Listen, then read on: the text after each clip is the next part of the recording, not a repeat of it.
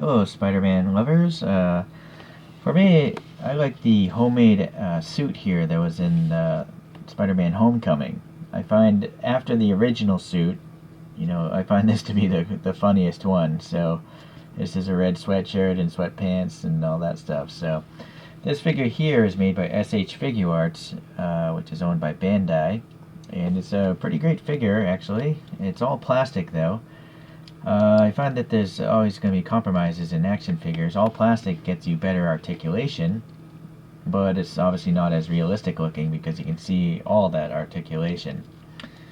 Nevertheless, I do like this one, but I've always in the back of my mind wanted to get like a cloth figured 6-inch or 1/12 scale version of this suit.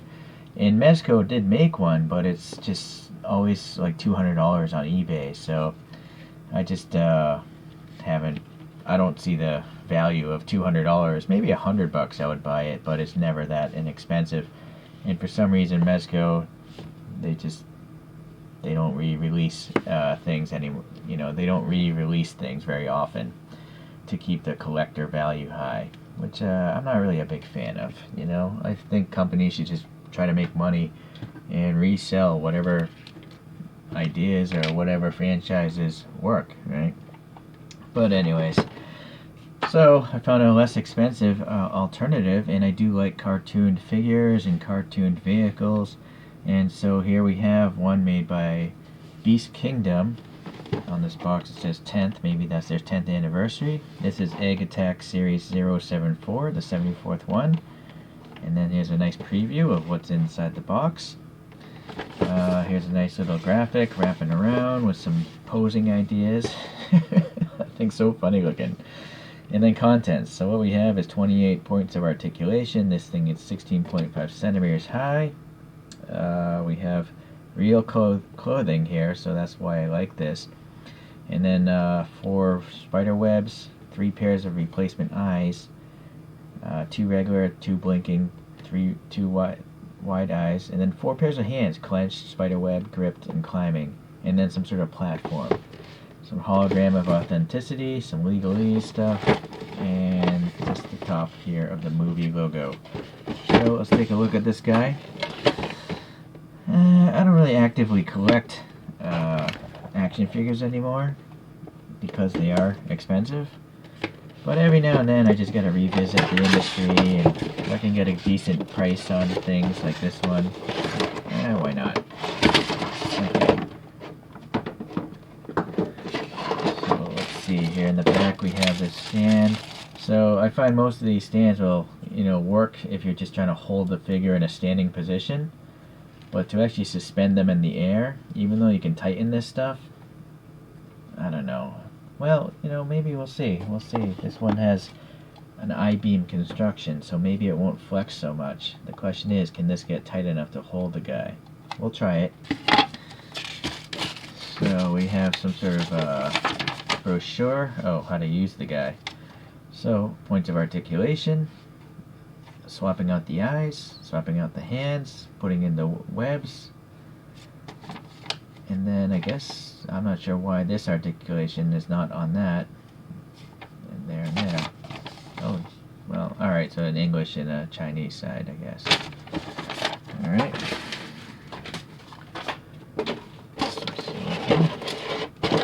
Nothing else there. Alright, so blister pack here, keeping the thing safe.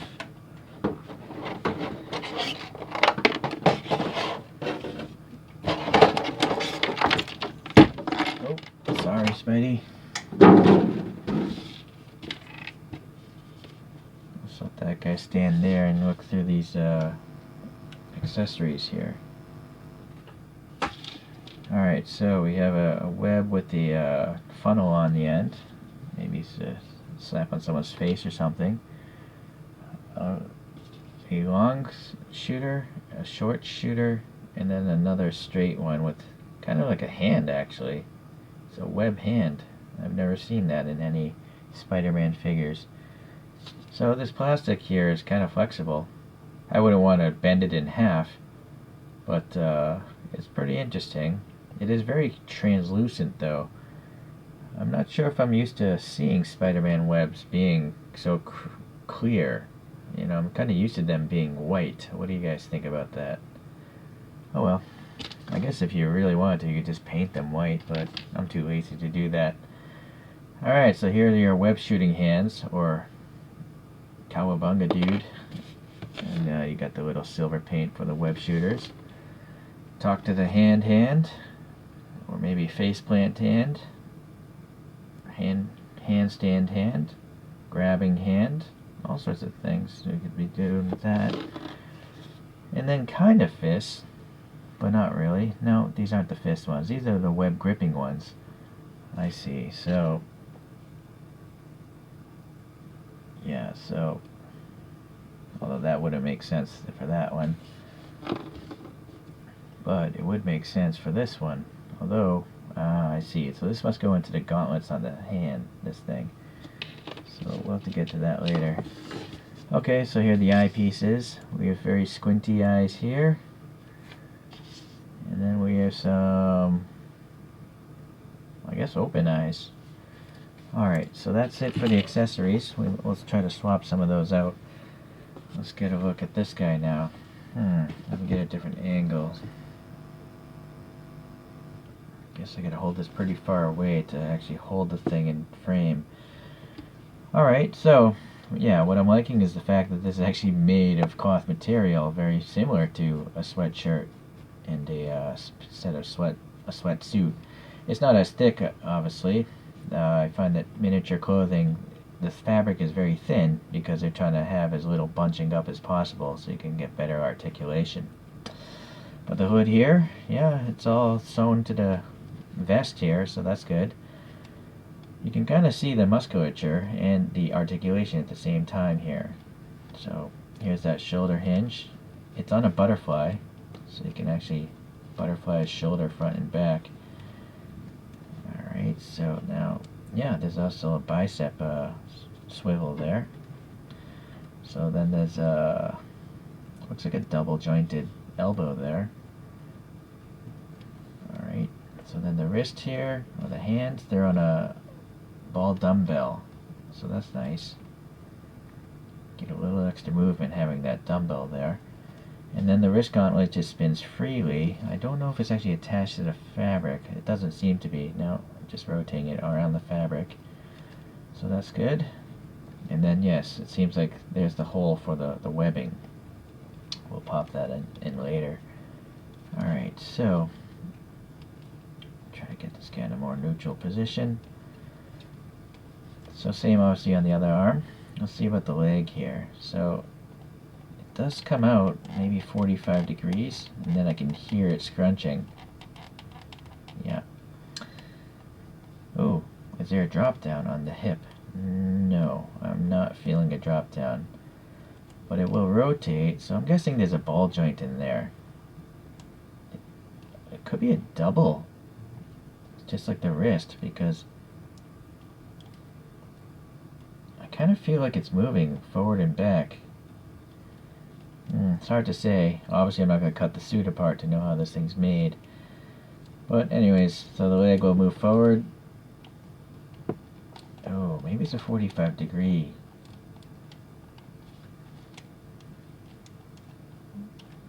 Yeah, it could, well, no.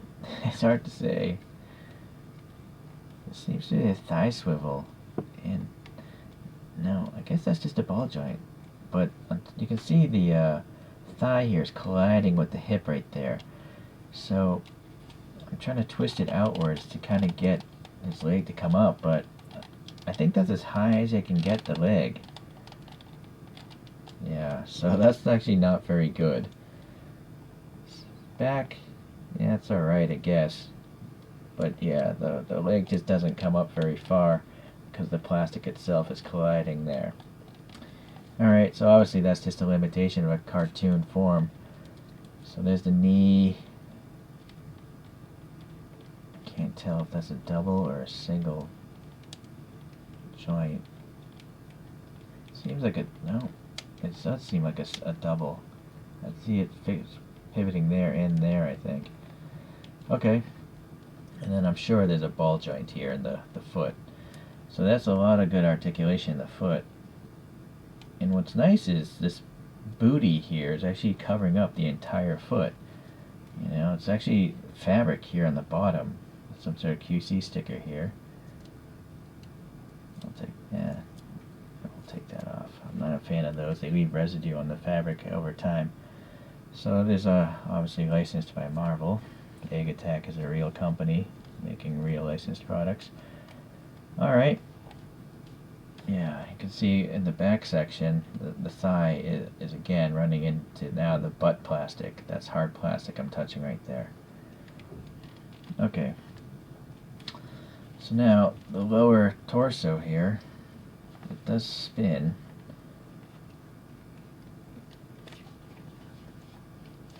It does feel like it's moving forward and back a tiny bit, just a very tiny bit. Left and right a tiny bit. Unless that's the upper section. Yeah, it's really hard to tell. I'm gonna bend them to the side. Interesting. Let's actually unzip this thing a little bit. So there's a tiny zipper pull here. It's really hard to unzip though. Okay, so he does have this blue t-shirt. I thought it was a one-piece jumpsuit, but no, it seems to be actually a shirt and pants. Alright, so... and this elasticated. Alright, so now we can actually see what's happening here. So, the thigh is a ball, but it's also on a ball. There's a ball in there, a ball peg, then this is a ball, and then the thigh is rotating on that. So that's pretty cool. Then the lower section here is there's a peg on the bottom. It's the same casting, and it's running into a ball in the lower torso. And then the top torso here, yeah, there's another. Goes forward and back easily, but not really left and right. So I don't know if that's actually just a hinge, because if it was a ball, I think it would flex more. It's hard to say. It's interesting. This little cartoon musculature. It's a pretty pumped up musculature guy for a little cartoon. Alright, so this thing here. So the neck, yeah, the lower neck is on a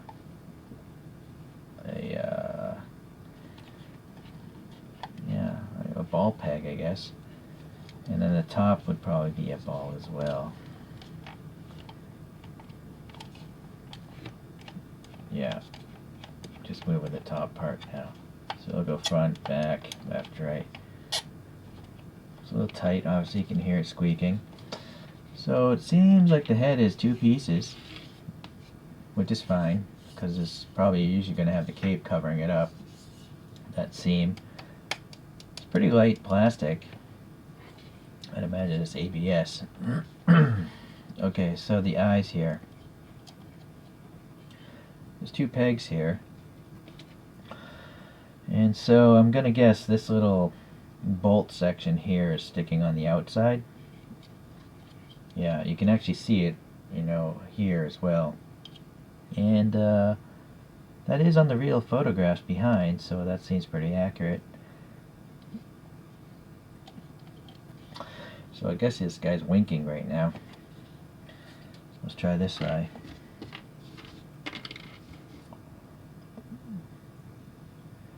So I guess there's a left and right eye, maybe? I'm not, yeah, well, let's see. That, no. So you can, there is a left and right eye because this is not matching up with that one right there. So this eye put on here is supposed to be on this side of the head. So these things match up. I think if I recall, he zooms in and out by rotating this stuff, and so that's like a finger grab to zoom in and out. I haven't seen the movie in quite a while, so correct me if I'm wrong. I'm just kind of guessing. Alright, so That's kind of weird though. Why would they design it so there's a left and right? Oh, I guess they have to. Yeah, never mind. Could have been done without those little pegs. I don't know. All I know is it's on pretty tight now. Like I can't actually get it off. So that's strange. The other ones came off on and off easily, but I can't get these off anymore. Oh well. Guess I'll live with this for now. Alright, so yeah, those eyes are pretty well designed. It's nice that there's this tampo printed mesh pattern on the eyes themselves. Although truthfully, looking at the photos behind, I'm not sure. I don't see so much of that pattern here. Maybe there is a pattern, but they exaggerated it on this figure. Alright. So let's zip this guy's jacket back up and get him, see what kind of poses we can get him into. This pull is really small. Okay, but it is doable. I'm now noticing there's actually pockets here. Here's a mobile phone thing. Yeah, it goes in that far. So that's pretty cool. It's a real pocket. So I wonder if we could pose him with his hands inside those pockets. I'll put this web grabbing hand. It looks like the most suitable one to try to fit in that pocket.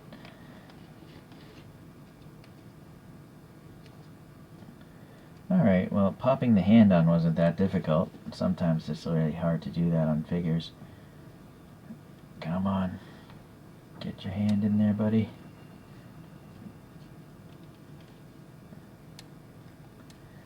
Huh, look at that. So yeah, you can actually pose him grabbing his mobile phone or something like that. Alright, so that's good to know. Nice to have some real pockets. That's pretty rare. I don't see many real pockets in figures smaller than the 1/6 scale. Okay, let's get this hood back up. Alright. Very nice. And then maybe on this side we'll do a web shooting hand. Yep, again, that pops out and in just as easily. We're going to shoot this guy out. So here's the little gauntlet hole. And the hole is not very tight. So that's easy to put the web in, but obviously that happens. Let's try it with this one.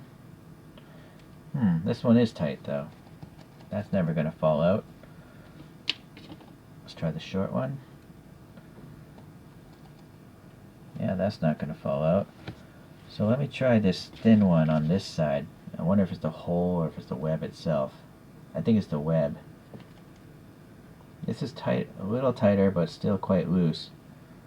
So this long one with the cone on the end of it, for some reason it's a little bit, the diameter seems thinner than these straight shooting ones. Alright.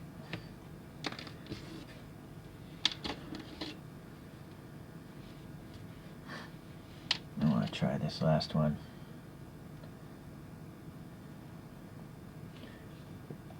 Okay, so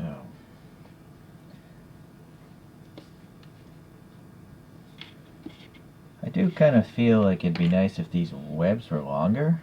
I mean, this is the longest one, but it's still pretty short.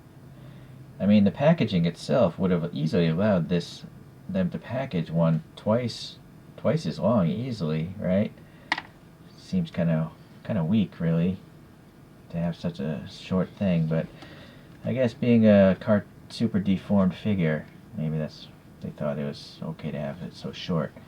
I'm now noticing here, you can see the edge of the suit. It's not sewn. It's just a raw, exposed edge. So that's a little concerning. That could fray, you know, so keep that in mind. It's not actually a hemmed like this, so that's a little sketchy. Okay.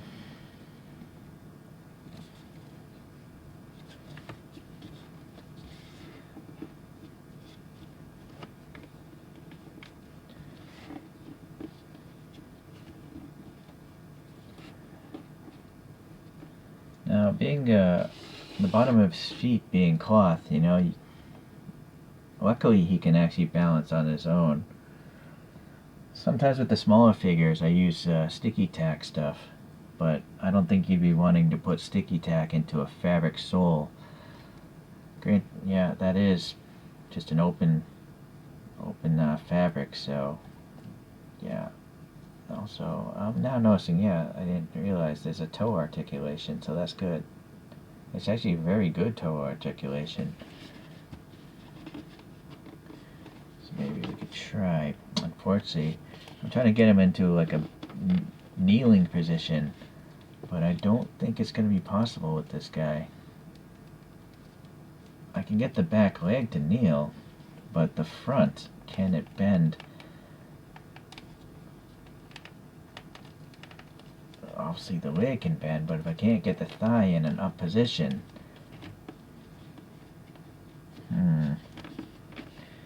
might just take some fidgeting. Maybe it is doable. Look at this. Come on, balance.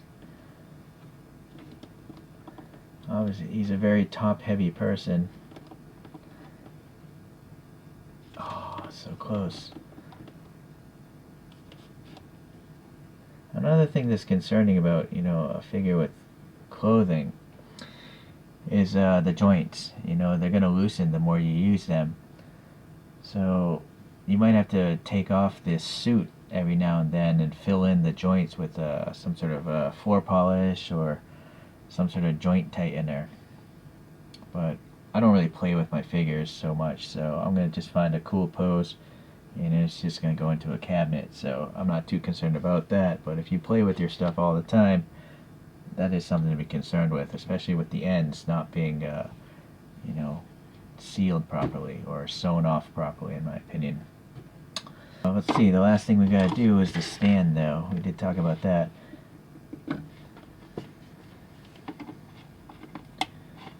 do often find that the tongs on stands aren't very long. So the question is, will these tongs grab the whole torso? See, it does grab 2/3, so it does work. Alright, well, you know what? This stand is alright. Let me get a different angle here.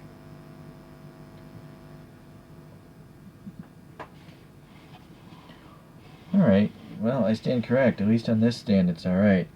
It's the ones that have multiple arms. I find that those tend to just collapse every now and then. But this really doesn't have any angle here.